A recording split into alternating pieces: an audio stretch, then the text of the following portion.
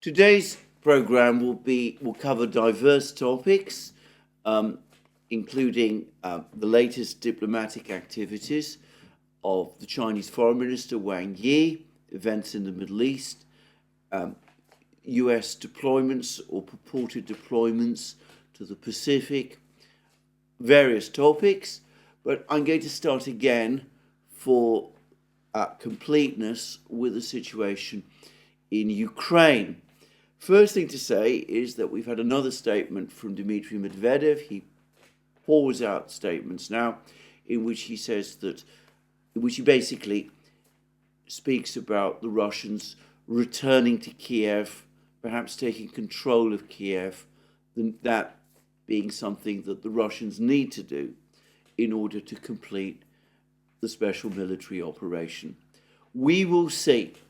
Also, one of my most valuable sources has found the origin of the claim, attributed by many to Putin himself, that the special military operation in Ukraine will be completed by September this year. The comment comes actually not from Putin, but from Avdeyevka Alaudinov, the overall commander of the Chechen forces who are fighting in the special military operation. I remember him saying much the same thing at some point last year. He reminds everybody that he made that same prediction, his latest comments, he made that same prediction last year.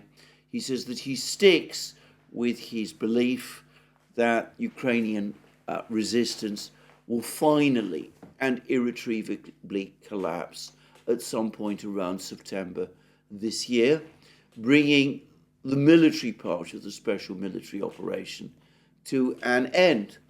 Now, I'm not going to try and second guess Avdeyevka Alaudinov. He is one of the most talented commanders on the Russian side and one of the most aggressive.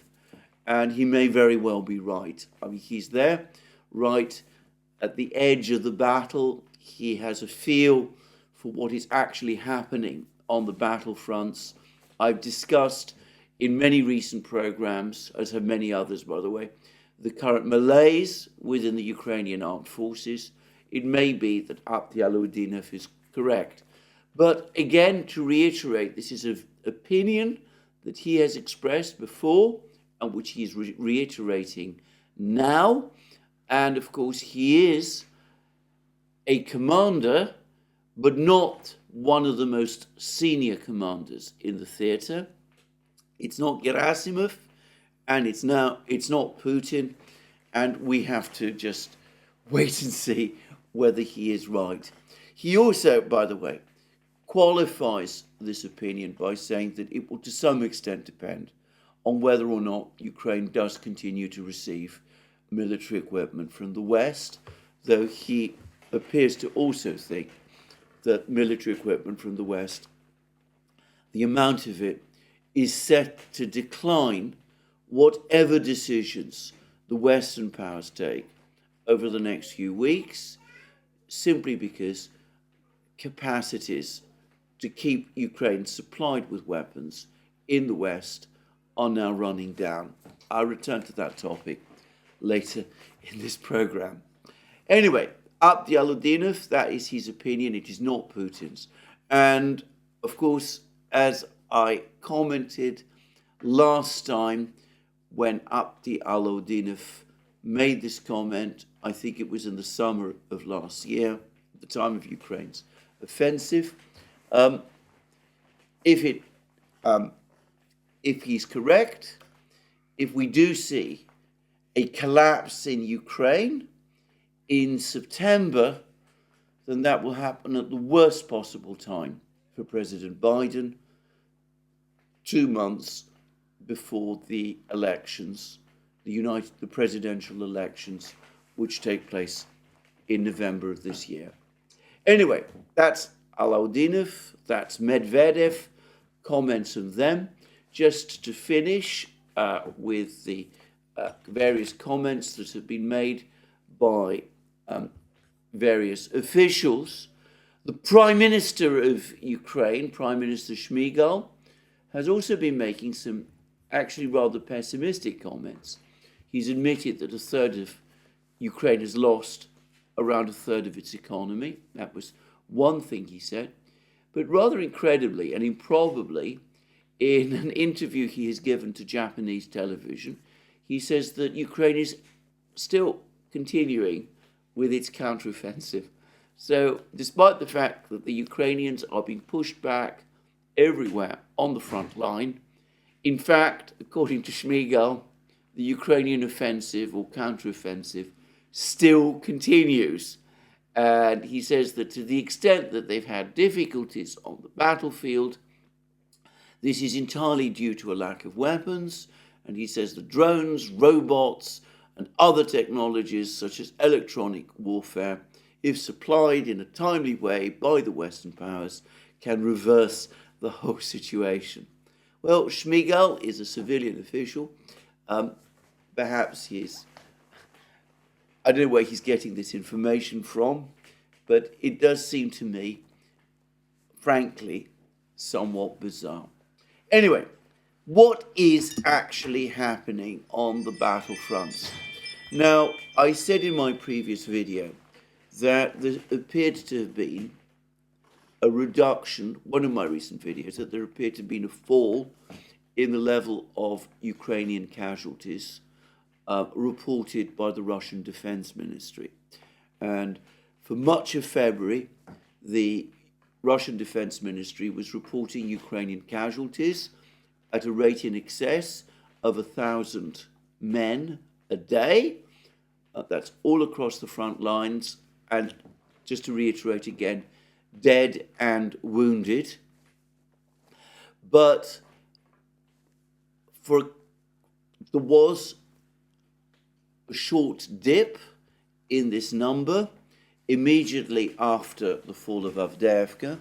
There seemed to be a day or so of pause, and we were getting fewer reports of casualties along the front lines. Yesterday, the situation changed, and we got more reports from the Russian Defense Ministry, which again pointed to a significant spike in Ukrainian casualties. And the Russian Defense Ministry was talking about casualties of around 1,100 men across the battle lines. However, it's important to say that once again, a very large proportion of these casualties were in the Avdeyevka area, and earlier in February, the Russians were not reporting Ukrainian casualties in the Avdeyevka area. So we have to allow for this difference. But nonetheless, it does appear as if there is now once again a rising trend in Ukrainian casualties. And interestingly, the heaviest casualties, so far as one can judge, are in Avdeyevka itself, over 400 men, Ukrainian soldiers killed and wounded, and also in the central Donbass area. Bakhmut, we've been getting rather less information about what is happening in the Bakhmut area over the last few days, but also in the Marinka area, where the situation appears to be deteriorating for the Ukrainians very fast. Now, let me start again with Avdeyevka. And it's not entirely easy to work out exactly what is going on around Avdeyevka. The first thing to say is we are being provided with these large numbers, these figures of large numbers of casualties from the Russian Defense Ministry. Now, some people have suggested that this is the Russian Defense Ministry giving us information about Ukrainian casualties previously, that they're bringing up the casualty totals in this area up to date because they haven't been reporting casualty totals in Avdeyevka for several weeks, and now they're sort of rounding up the numbers. I have to say, I don't think that is true. if you look at the Russian Defense Ministry's reports, they make it fairly clear, or so it seems to me, that the numbers of losses in Avdeyevka are contemporaneous. So what exactly is happening? Well, the first thing to say is that, as I discussed yesterday, when Shoigu and Putin met 2 days ago in the Kremlin to discuss the overall situation in Avdeyevka, Shoigu reported to Putin that there were still Ukrainian troops in Avdeyevka itself, that they were encircled, and that there was fighting inside of Avdeyevka still going on as the Russians mop up the last Ukrainian holdouts in Avdeyevka. And the impression I got is that there were still several hundred men, at least, Ukrainian soldiers at least, cut off in Avdeyevka. Some of them, no doubt, prepared to lay down their arms and surrender. Others, on the contrary, perhaps prepared to fight on. It is highly likely that some of these casualties that the Russian Defense Ministry is reporting are Ukrainian soldiers being killed or wounded in continued fighting within Avdeyevka itself. But it's clear that the Russians are on the move in other places. Now, there are many conflicting reports about what is going on in Lastochkino. For example, some claim that the Russians control a third of the territory of this village. Others say that the Russians are still on the outskirts of the village, that they've sent reconnaissance teams into the village at various times, but have not yet made a serious effort to capture it. I'm not going to pretend that I know the truth, but there were what appeared to be reports, confirmation from the Ukrainians themselves that last night the Russians bombed Lastochkino heavily. Supposedly up to 60 FAB bombs were dropped on Lastochkino over a relatively short period. Now, I again have to say that this is an enormous number of bombs being dropped over what is, after all, just a village. And I cannot imagine that the Ukrainians will be able to hold on to Lastochkino for very long if they come under bombing on this scale. Now, that was, as I said, a report. I believe it comes from Ukrainian sources. It could very well be that there is more fighting going on in Lastochkino, and that some of the numbers that of killed and wounded that the Russian Defense Ministry is giving us are of Ukrainian troops killed in this bombing in Lastochkino. For the record, I understand that most of the Ukrainian troops still in Lastochkino are from the 3rd Assault Brigade, which is, of course, the former Azov Brigade. Anyway, that's Lastochkino. But I have already said that there are some reports that the Ukrainians are starting to pull back from some of the villages to the north, Berdichi and the others, and that the Russians appear, perhaps, judging from what Shoigu said to Putin, to be advancing in that direction. I suspect that unreported and unnoticed from many, on the part of many of the war reporters and commentators, there is probably, again, heavy fighting around these villages, Stupovoye and Berdichi, with the Russians now advancing against these villages from the south as well as from the east, and that very heavy fighting is now taking place with the Russians working towards the final capture of these villages, which will presumably force the Ukrainians to pull back their remaining forces from the villages to the west, lying to the west of Avdeyevka. That's my guess. Now, that's based on attempt by me, which I discussed yesterday, to decipher the report that Shoigu gave to Putin 2 days ago. Anyway, let's wait and see. So very heavy fighting going on around Avdeyevka. As I said, the fighting there has not ended despite the collapse of Ukrainian defenses in Avdeyevka itself and Russian control of the town. So continued heavy fighting there. Continued heavy fighting, clearly, in the Bakhmut area. But again, we are not receiving many reports about what is actually going on in the Bakhmut area. And here again, I suspect that the realities are changing on the ground in ways that are simply not being reported, because the main focus of attention has switched to Avdeyevka and to the fighting which is now escalating in the Marinka area. But anyway, very heavy fighting going on around Bakhmut. There were reports some days ago that the Russians were in the process of storming Ivanyivka, that they've entered the village. Again, lots of fog of war about this. I suspect that that is true, but I suspect that the Ukrainians are making an intense fight of Ivanyivka, trying to defend Ivanyivka, because they sense that if Ivanyivka falls, then the way is open to Chasov Yar, and there are not many strong defenses for the Ukrainians in Chasov Yar. But anyway, we'll have to wait and see. And yesterday, I discussed how in the Liman area, the Russians have pushed forward all the way to,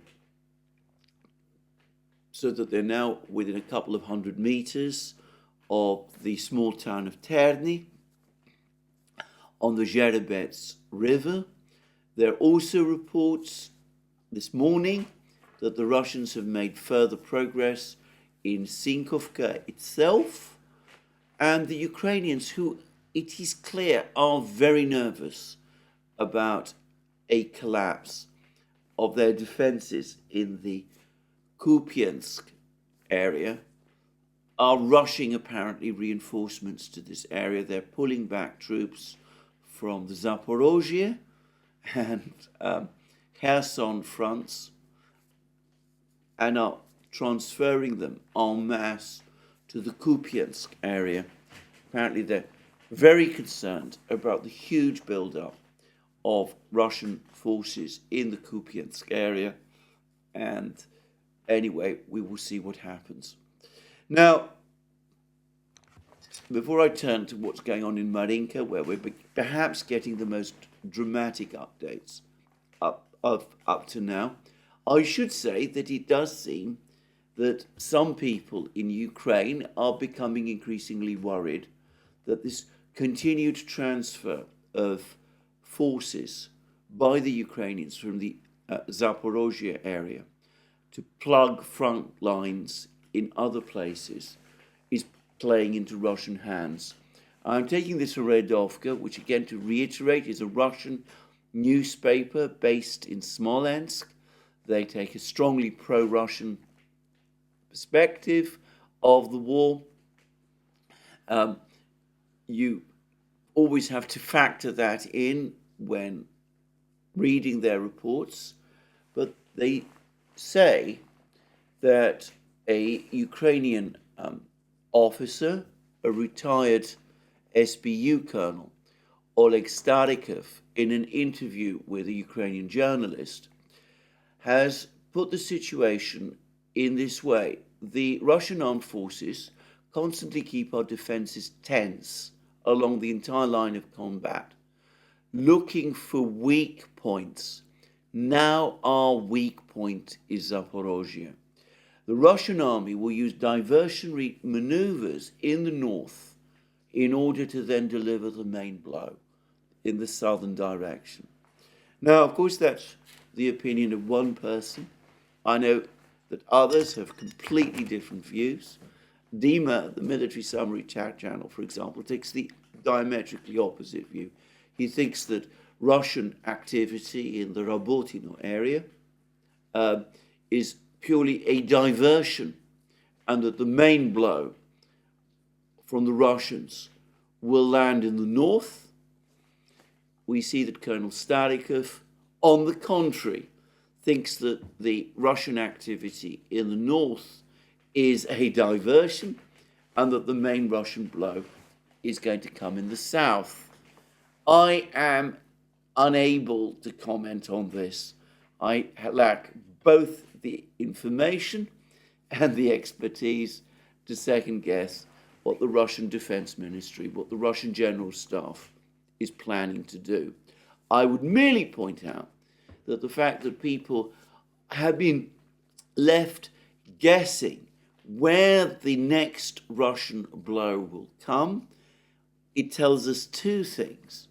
Firstly, that the Russian General Staff is very skilled at keeping its secrets, unlike the Ukrainians and the Western powers who signal months in advance where an offensive is likely, a Ukrainian offensive is likely to happen.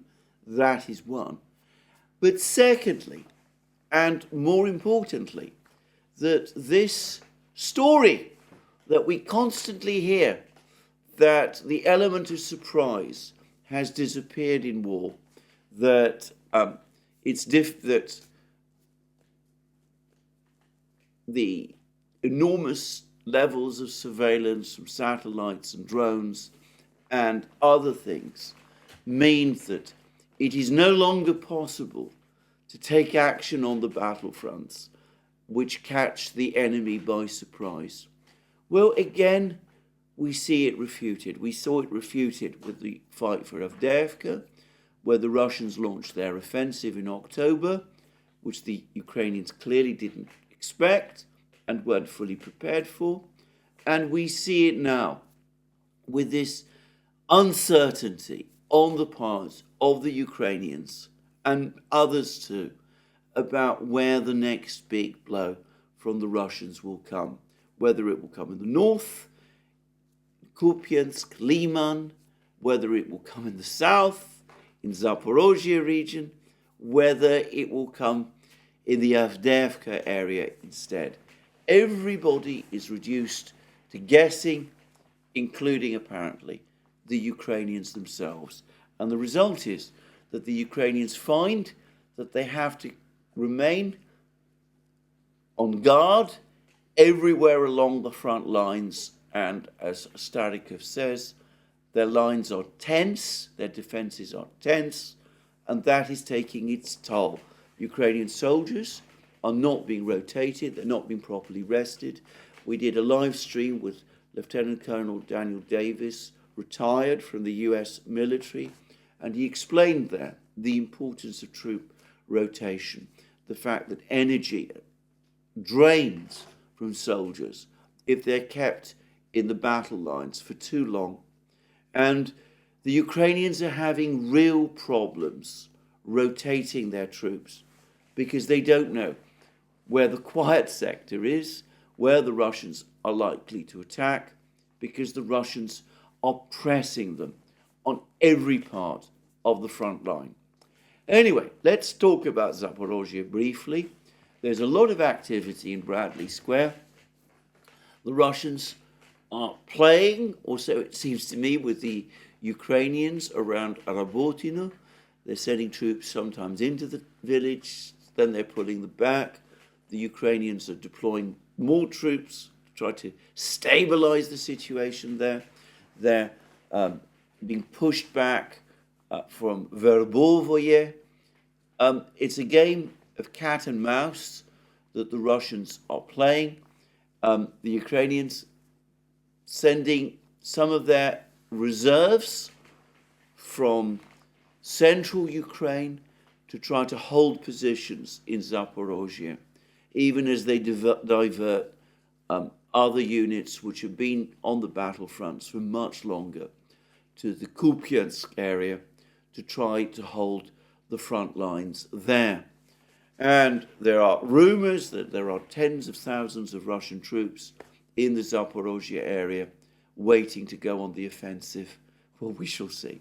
But as I said, to me, to be frank, for the moment, it looks like a game of cat and mouse, very much like the one the Russians played in the early stages of the Avdeyevka battle, where they gave the Ukrainians the impression that the main blow would fall in the north towards Stepovoye and Berdichi across the railway, and instead it came from the south and from the central parts, from the central areas, with this big Russian attack, which in effect cut Ukrainian defenses in two. Anyway, as I said, an interesting battle developing there. We will see what happens. We will see whether this is preparatory to a big blow, whether the Russians are just drawing reserves, Ukrainian reserves, into this area, draining the Ukrainian forces of more reserves before landing a big blow, or whether it is instead a diversion. We'll see. Now, in my program yesterday, I discussed how Putin and Shoigu were discussing the situation in Krinky, how the Russian commander in the area had confirmed that Krinky, the entire Krinky bridgehead, has been cleared completely of Ukrainian troops. There's perhaps 4 or 5 men still hiding in various places. The Ukrainians denied it. The Institute for the Study of War denied it. Rybar, who, in my opinion, is taking too much of his reporting from what the Ukrainians are saying. This has been a problem, or rather a fault, I think, of some commentators on the Russian side as well. Anyway, he has cast doubt on this. He thinks there may be as many as 20 to 40 Ukrainian troops still in Krinky. And I'm going to say straightforwardly that I think it is most unlikely that Teplinsky and Shoigu would be reporting to Putin such entirely correct information. And in fact, yesterday we got a flood of pictures and images and photographs of Russian troops all over Krinky, raising Russian flags. I am confident that this battle is indeed ended exactly as Teplinsky and Shoigu say it is. As I said, the Ukrainians are having difficulty acknowledging the fact. That's not a reason to believe what they're saying. Anyway, that's about Krinky. There are suggestions that the Russians might also be planning some kind of offensive operation in the Krinky area. And the Russian Defense Ministry was again reporting heavy shelling by the Russians of Ukrainian positions on the west bank of the Dnieper. Nobody, for the moment, anticipates a Russian landing on the west bank of the Dnieper.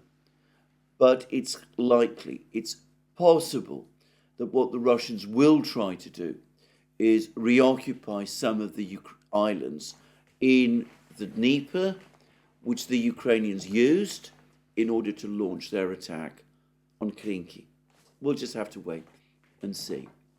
So, that then leads me to the area where the fighting at the moment is most intense and which has taken the most dramatic turn.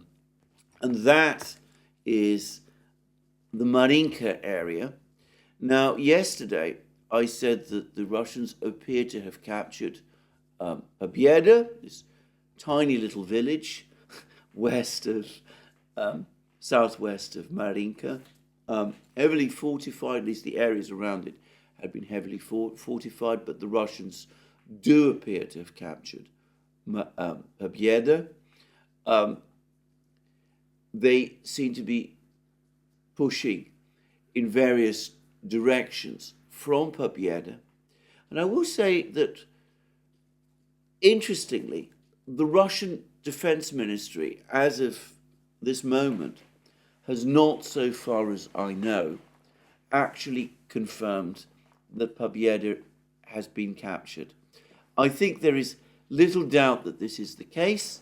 Apparently there are pictures of Russian soldiers in Pobyeda raising the Russian flag there, but I suspect that the Russian Defense Ministry still feels that the fighting around Pobyeda has not been fully consolidated. Anyway, there are reports that the Russians have extended their areas of control both north and south of Pobyeda, south towards Novomikhailivka, which the Russians are also in the process of attacking. There's some reports that they now control around half the village of Novomikhailivka.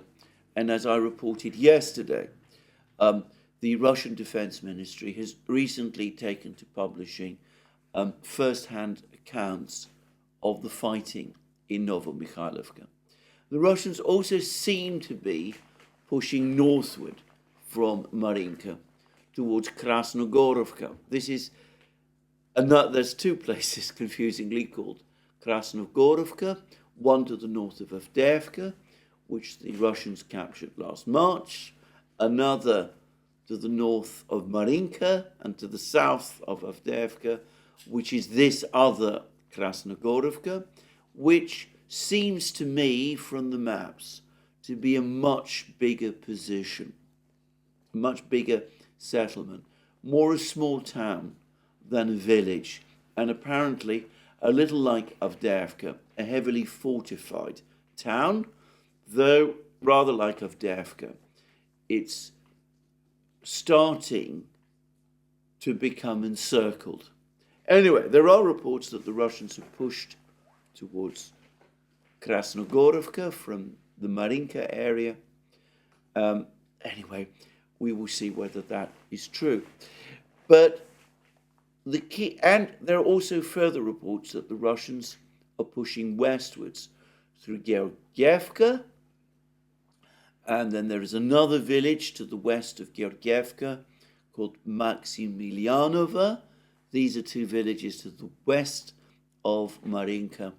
And but beyond Maximilianova, there is the town, the important town of Kurakhovo, which lies on an important road junction. So if the Russians capture Novomikhailivka and a village to the west of Novomikhailivka called Paraskovievke, and then move on and capture another village called Konstantinovka, the supply lines south to Vuhledar become vulnerable. If they are able to capture Georgievka, Maximilianovka, Banova, and ultimately Kurakhovo, then that also cuts off Ukrainian supply lines, or some Ukrainian supply lines, to Vuhledar. And we have had the first rather panicky comment from the Ukrainians about the situation in Vuhledar. And it comes from a correspondent of a news agency or Telegram channel, Ukrainian one called TSN Military. Now, I'm getting this report, I should say, from Slavyangrad, which is, of course, a pro-Russian Telegram channel, but as I've said many times, a very reliable site aggregator. Anyway, this is what this journalist, who is called Yulia Kurienko, and who is providing this information. She's based in Kurakhovo. So this is what she's reporting. The Ukrainian Armed Forces grouping in Vuhledar may fall in the pincers, and the 1st Battalion, I'm not sure, 1st Battalion of which unit, is already almost in a cauldron, and it's time to take up the all-around defense. a battalion of one brigade in the Kurahovsko-Marinsky direction. Marinka direction. Kurahovo, this town, and Marinka can already form a perimeter defense. In other words, they're already encircled. And there are several hundred of our soldiers because the enemy is around them, because the flanks sank and our neighboring units could not hold them, because the enemy has the strength, has more strength. And then Kuryenko, this Ukrainian journalist, says that the command of the Tavria grouping of the Ukrainian military, led, of course, by General Tarnavsky, needs to wake up and build a second line of defense there as soon as possible. And she says that columns of equipment, and she clearly means Russian columns, are advancing from two directions. And she then goes on to say, it's good that ours managed to accumulate a few shells and get reinforcements with people, but they didn't pay enough attention to this direction.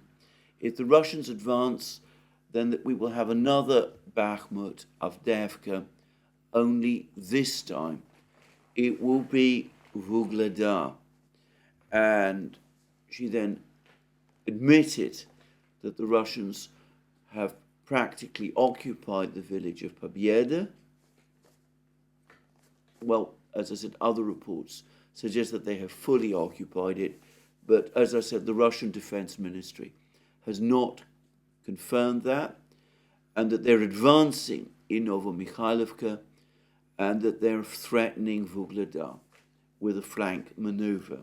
So all of that is coming from a Ukrainian journalist, and it is consistent with the accumulation of information that we are seeing. Now, I'm going to say that there has been many suggestions of big Russian advances towards places like Mirovgrad and Pokrovsk from the Avdeyevka sector. I wonder whether the immediate priority of the Russians, the greater priority of the Russians, doesn't lie elsewhere. Sorting out Krasnogorovka, which has been a location of Russian artillery, which has been shelling Donetsk, a settlement near Krasnogorovka, which goes by the astonishing name of New York, and ultimately also Kurahovo, and most importantly, Vuhledar to the south. I would suspect, by the way, that Vuhledar, which is the linchpin of Ukrainian defenses in southern Donbass, would be a priority objective for the Russians. If the Russians capture Vuhledar, as I have said many times, I think that Ukrainian positions in southern Donbass and in Zaporozhye become all but undefendable, and certainly any idea of a further Ukrainian offensive towards Crimea essentially collapses. Anyway, that's just my guess. So that's the situation on the battle lines, on the front lines in Ukraine. Now, there's been a lot of anguish and distress in the West about the general military situation in Ukraine. There are panicky articles starting to appear about the situation in Ukraine. There's one from Timothy Garton-Ash, for example, in The Guardian today. I'm not going to waste time reading it, but the fact that the Western powers are losing their proxy war against Russia in Ukraine is, as I've discussed, starting to gain traction. And there are recriminations. Over the course of the Munich Security Conference, General Pavel, the President of the Czech Republic said that the Czechs have established that in the international arms market there are around 500,000 155mm shells which could be bought, and around 300,000 Soviet-era 122mm shells which could also be bought, and that would be enough to plug the holes in Ukraine's inventory of shells prior to the expected or much longed and hoped for increase in Western production of shells, which no one expects is going to kick in before next year at the very earliest. So that's from General Pavel. I think that, again, this is a fantasy. It assumes that the West is able to buy every one of these shells, or even a large proportion of these shells on the international arms markets. And of course, I don't know where General Pavel gets these figures or whether they're even true. And beyond that, there's the added question of what the condition of these shells is, assuming, of course, that they're floating around, that they really are floating around in the international arms market. Just saying. But anyway, there is clear dismay, worry about the situation in the West. I get the sense no very clear plan, no real plan about what to do. And I've already discussed in many programs how this has created a mood of despondency and uncertainty at the recent Munich Security Conference amongst Western leaders. This has been extensively discussed in the West as they find themselves without a clear plan or strategy and are not in a position, obviously, to take a diplomatic course of action. Negotiation with the Russians continues to be taboo, and there continues to be insistence, including from people like Timothy Garton Ash, that Ukraine, the West must continue to back Ukraine until Ukraine achieves victory. I discussed 2 days ago, I think, a brilliant and moving article by Arthur Latham in The Hill, saying how fundamentally delusional and even immoral such calls for supporting Ukraine until victory are, given the actual realities on the battlefield, realities which there is no real hope of turning round. But what I've not discussed up to now, though I did discuss it yesterday with Sofia Midkiff, is the fact that one person who was present at the Munich Security Conference had meetings with all of the people who we've been talking about, and he seems to be very composed, very much in control of what he's doing, and is clearly not dismayed by the situation at all. And it was striking once again the extent to which Western leaders searched him out, how every single foreign minister of an important country present in Munich wanted to speak to him. And that diplomat, that foreign minister, that person was none other than Wang Yi, the foreign minister of China. And who did speak with Wang Yi? Well, the first person apparently was Tony Blinken, the US Secretary of State. There's a long readout about that meeting provided by the Chinese Foreign Ministry. Annalena Baerbock spoke to him.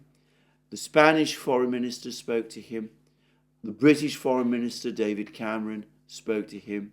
The Ukrainian Foreign Minister, Dmitry Kuleba, spoke to him as well. Surprisingly, the Foreign Minister of Argentina appears to have searched him out, and they spoke to Wang Yi as well. I say a little surprisingly because President Milei of Argentina has taken rhetorically a strong anti-Chinese line. He seems anxious to reorient Argentine foreign policy, economic relations towards the United States. He's decided not to proceed with Argentina's bid to join the BRICS, but his foreign minister was in Munich and she met with Wang Yi, and to all appearances this was a friendly and cheerful meeting. And I wonder whether President Milei, who has to contend with a deepening economic crisis in Argentina, so far, despite all the steps he's taking, the rate of inflation in Argentina is still rising. Anyway, whether President Milei has come to understand or has been told by the many business people in Argentina who are his advisors that Argentina cannot afford to cut off its relations with China. China remains too important a partner, an economic partner of Argentina, to be spurned in that way. Anyway, the Foreign Minister of Argentina spoke to Wang Yi, and just to round it out, the Foreign Minister of Mongolia, who was also there, also spoke to Wang Yi. He presumably came to the Munich Security Conference principally in order to speak to Wang Yi. But anyway, all of these important people spoke to Wang Yi. Now, I am not going to go through the readouts, which are long. The Chinese readouts are wrong, and they tend anyway to repeat themselves. The only one that was at all different from the others was the readout of the meeting between Wang Yi and Tony Blinken, which, reading it, one got the sense that there was a somewhat tense mood between Blinken and Wang Yi. I can't say, judging from the readouts, that the meetings between Wang Yi and the other Western foreign ministers went especially well. And the only meeting, so far as I could judge, which seems to have taken place in a generally friendly atmosphere, at least judging from the photographs, was the meeting between Wang Yi and the Foreign Minister of Spain. Anyway, there he was. They were all talking to him.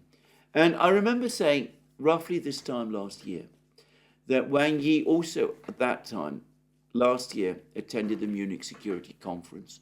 The Chinese at that time were floating what was mischaracterized as a peace plan for Ukraine, though it was more a set of points of principle upon which a peace plan could potentially be built. And this briefly, as I remember, caused considerable alarm in the West, and you have this unseemly rush of Western foreign ministers anxious to speak to Wang Yi, to try to find out last year what all this was all about, and very nervous that the Chinese were going to insert themselves into the diplomacy over Ukraine. This time, I get the impression that it was different, that they were all hunting out Wang Yi for a completely different reason, which is that they were trying to get China's help to get themselves out of the general mess that they find themselves in. And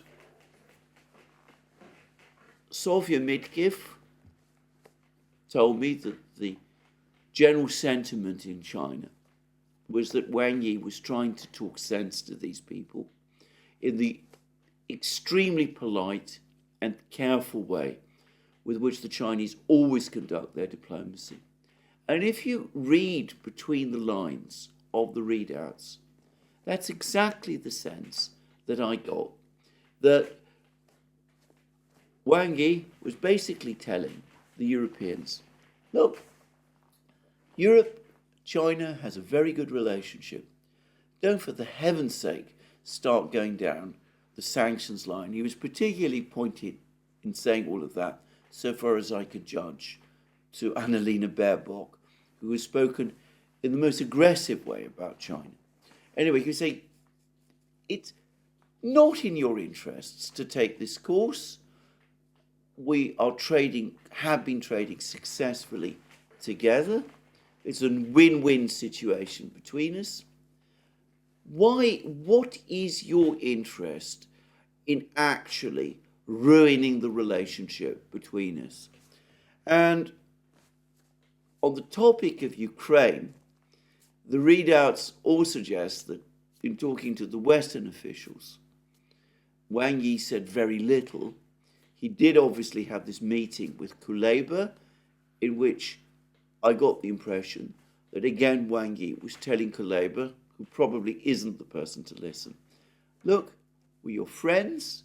We've always had good relations with Ukraine. We valued our relations with Ukraine. But you've got to be realistic about your situation. You cannot go on in the way that you have. The Americans have used you. It's ending in disaster for you. You simply cannot continue in this way.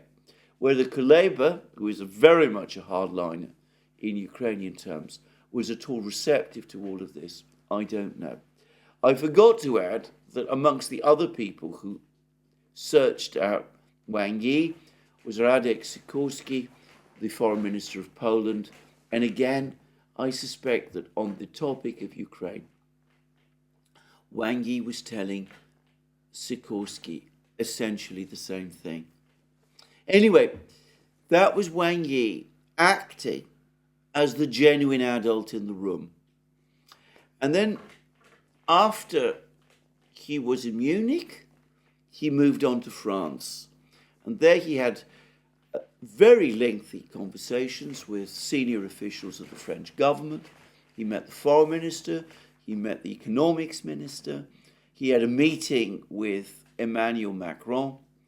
And again, that meeting seems to have gone well. And Wang Yi commented upon the positive nature of the relationship between France and China, and how China positively assesses the stance that France has taken, something which I suspect will annoy the Americans a great deal. Anyway, that was Wang Yi. As I said, it is fascinating to see how in European affairs, because we are ultimately talking about European affairs, it is the Chinese foreign minister that everybody now apparently wants to talk to. But it is not just the Europeans. I said that Tony Blinken had a meeting with Wang Yi in Munich. But a few weeks later, and with all the events in Avdeyevka, it was difficult to find time to comment on this. But anyway, a few weeks earlier, at the end of January, a very interesting meeting took place in Bangkok between Wang Yi and Jake Sullivan, President Biden's national security advisor. Now, the Chinese have made it clear that it was the Americans who sought this meeting. And the impression that I have received, and it's also one that Sofia Midkiv mentioned, and apparently it's a widespread one in China, though I cannot confirm this, is that this meeting took place at very short notice. That Wang Yi was on a fence-mending trip to Thailand, a country which is going through some very complicated political events recently, and Wang Yi was visiting Thailand, was visiting Bangkok, and that he suddenly received word that Jake Sullivan wanted to meet him, and that he was getting on a plane and was flying to Bangkok in order to meet Wang Yi. And it's absolutely clear from the Chinese readout that the meeting did not go well. The key word in the Chinese readout is that the discussions were candid. Now, the readout does also say that they were positive, but candid is always a warning signal that there were some very, very difficult, full and frank exchanges, as the Soviets used to say during the Cold War, between the two sides. And if you see the photographs, they tell the same story. There's a photograph of Wang Yi meeting Jake Sullivan. They're sort of holding hands, but Wang Yi's face looks very stern, and I have to say that Jake Sullivan looks like he can barely manage a smile. And then there is a photograph of the two delegations meeting each other, and again, Wang Yi and all the other Chinese officials look stony-faced, and to be frank, the Americans don't look especially happy either. And again, one wonders what it was exactly that Jake Sullivan wanted to talk about. But whatever it was, it seems that the Chinese weren't particularly receptive. If it is true that Jake Sullivan effectively gate-crashed Wang Yi's tour of Thailand, that would be enough perhaps in itself to explain why Wang Yi was none too pleased.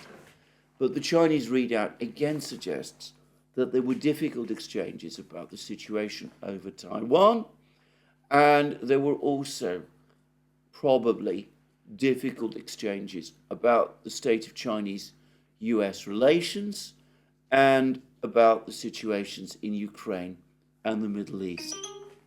Anyway, there's been a rather disturbing sequel to this, because reports have been circulating in the American media of a tremendous show of force by the United States in the Pacific. Allegedly, up to 5 US Navy carriers are assembling in the Pacific. Now, as parts of the American media are saying, that is half the US Navy. It is actually not half the US Navy, it is most of the US Navy. Aircraft carriers are enormously complex warships. The maintenance load is tremendous. Even a Navy as sophisticated and as logistically efficient as the United States has to keep some of its Navy carriers in dock, undergoing essential maintenance. It can't deploy them en masse in this way for very long. But supposedly, that is what is going to happen. Now, it's important to stress that this is not what has happened yet. At the moment, there is only one US Navy carrier in the Pacific, which is as I understand it, the Theodore Roosevelt. There are reports tracking the positions of other US Navy carriers around the world, but they haven't yet all been assembled together in the Pacific. But if that does happen, if all of these reports are real about this huge concentration of naval force in the Pacific, well, to come back to the point I was making before, that would not be half the US Navy. It would be the greater part of the greater operational part of the US Navy, with a significant part of the US Navy still tied down in the Middle East, trying to keep people like the Houthis at bay in the Red Sea. Be a massive commitment of resources.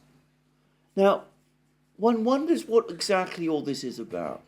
And it suggests that behind the scenes, relations between the Chinese and the Americans are again becoming increasingly tense, and that the Americans feel that they need to make some kind of big show of force, or at least give the impression of this. And one wonders whether the meeting between Sullivan and Wang Yi went so badly in Bangkok that this is what has provoked the decision to put on this big show of force, and whether that also perhaps explains the rather tetchy meeting that took place between Wang Yi and Blinken in Munich, as somewhat indicated by the Chinese readout. Now, as is now obvious, there's an awful lot here that I simply don't know. We're just trying to put together pieces of a jigsaw where the most important pieces are still not there on the board. So it's difficult to know exactly what is happening. But I do wonder whether the United States isn't becoming increasingly stressed about its overall global position, and whether there hasn't been a sustained attempt, both by the United States and by the Europeans, to try to get some kind of shift in Chinese policy. The United States realizes that the situation in Ukraine is becoming critical. There is no prospect of the United States re-equipping Ukraine up to the level Ukraine needs to hold back the Russians. I think that there are growing reports about this pouring in. There was a very interesting report from one of the Pentagon offices that the United States has no plan to keep equipment supplied to Ukraine repaired, that the equipment that has been supplied to Ukraine as a result is now in bad condition in many cases. There are also reports circulating that the president, in equipping Ukraine through the drawdown authority effectively extended to him by Congress, took equipment in effect from the serving US military, and this has also created further shortages. So it looks as if the United States is beginning to understand the enormous drain on its resources that the Ukraine war is causing, or at least some people in the Pentagon are.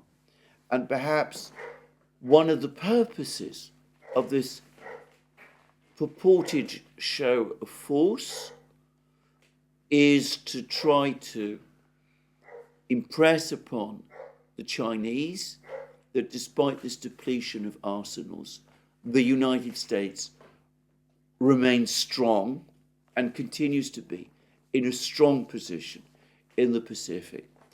But overall, I get the sense that perhaps the overriding imperative of the Americans, and the one which explains this apparent hunting down of Wang Yi in Bangkok and this procession of Western officials wanting to speak to him in Munich, is because the Americans and the Europeans, again, are trying to get the Chinese not just to back off themselves, but to get the Russians in some way to back off also. And of course, it's not just Ukraine where the problems are. The United States now finds itself in a complete mess in the Middle East, one that I've discussed in video after video. Recently, the fighting in Gaza continues. There is now a major shift in Western sentiment about the fighting in Gaza. A few weeks ago, Annalena Baerbock and the German government were fervently supporting Israel. They were strongly supporting Israel in its operations in Gaza. They're gradually coming to see that this is a terrible mistake, that is weakening Germany's overall position across the world, and somewhat astonishingly, but perhaps characteristically, Baerbock has completely flipped on this. Whereas up to now, she's supported the Israelis in their various military operations in Gaza. She's now coming out demanding a ceasefire and saying that the Israelis mustn't launch this offensive against the Gaza town of Rafah. And that seems to be the consensus in Europe. There's also growing pressure within Europe itself, and not just in Europe. In Britain, there's been a ludicrous debate in the British Parliament. I'm not going to waste time analysing it, but it's been a ludicrous debate over whether or not Britain should support a ceasefire in Gaza. The Labour leader, Keir Starmer, has been slowly edging towards that position, whereas he too, at the start, was fervently supporting the Israelis, but he gradually is shifting towards supporting a ceasefire. He doesn't want to be seen, however, discussing an immediate ceasefire. He's still talking about a humanitarian ceasefire. He's aware of disaffection within his own parliamentary party, and he engaged in some shady and overcomplicated parliamentary manoeuvres to try to avoid exposing the divisions in his party in the debate which took place yesterday. Shady manoeuvres which have blown up spectacularly in his face and which have compromised the position of the Speaker of the UK Parliament. I'm not going to waste time, as I said, analysing or explaining all of this in any detail. I doubt it is of interest to most people. But anyway, all of this is going on. The Saudi government is now becoming increasingly trenchant. They seem to be edging towards outright support of the South African case in the International Court of Justice. Hearings have resumed there in the International Court of Justice because Israel has failed to comply and in fact has completely disregarded the orders that the ICJ made a couple of weeks ago. And overall, the situation in the Middle East is very bad, with the United States continuing to engage in bombing strikes, losing, as some people have said, its war of attrition against the Houthis. The United States sends enormously expensive missiles to attack Houthi positions, whereas the Houthis have an unlimited supply of cheap drones and other things that they can launch against shipping in the Red Sea. And the United States has no real counter to these things. Incidentally, if I may say, here again we have an example of the difference between the Russian and American ways of war. The Russians quickly worked out that they needed cheap drones to launch strikes, strategic strikes across Ukraine, that it made no sense to go on expending expensive cruise missiles on each and every one of these strikes. So they straightforwardly bought a large number of Shahed drones from Iran. They also bought the blueprints. They set up a factory in Tatarstan. They're now churning them out themselves. These are the Geranium-2 drones. The United States doesn't have anything like that, at least not for the moment, because it has never really understood the importance of this kind of suicide drone technology. So anyway, the United States is in trouble in the Middle East, and it's just made its situation worse still. At the UN Security Council, Algeria proposed an immediate ceasefire. There is now overwhelming international support for this position. The United States again vetoed the call from Algeria for a ceasefire. There was an extremely rancorous debate at the UN Security Council. And the United States is being pushed towards proposing a resolution of its own for a temporary ceasefire, which most countries are not happy with. It will probably find support from Britain, but it's increasingly clear that global opinion is now fully solidifying in demanding this ceasefire. And it's quite plausible, it seems to me, that the ICJ at the next hearing will refer the situation to the Security Council, demand enforcement action after finding Israel in breach of its orders, and that will put the United States in a more difficult position still. So, the United States is finding itself simultaneously in crises in Europe, in Ukraine, where the Europeans are becoming increasingly restive and doubtful of American support. They're finding themselves in a difficult situation in the Middle East, where they're becoming internationally isolated and overextended, with the US fleet off in the Red Sea, carrying out tasks that it is not equipped to carry out, and facing unacceptable levels of attrition from the Houthis. And it's not surprising that, given that all negotiations with the Russians have been ruled out, that discussions with the Iranians are only going so far, because ultimately the Iranians are not able to control what Israel does in Gaza. I mean, that should be obvious. That the Americans are now desperately talking to the Chinese, who are the only people who they seem to be able to speak to still. And they're not hearing from the Chinese what it is they want to hear, and that's why they're floating this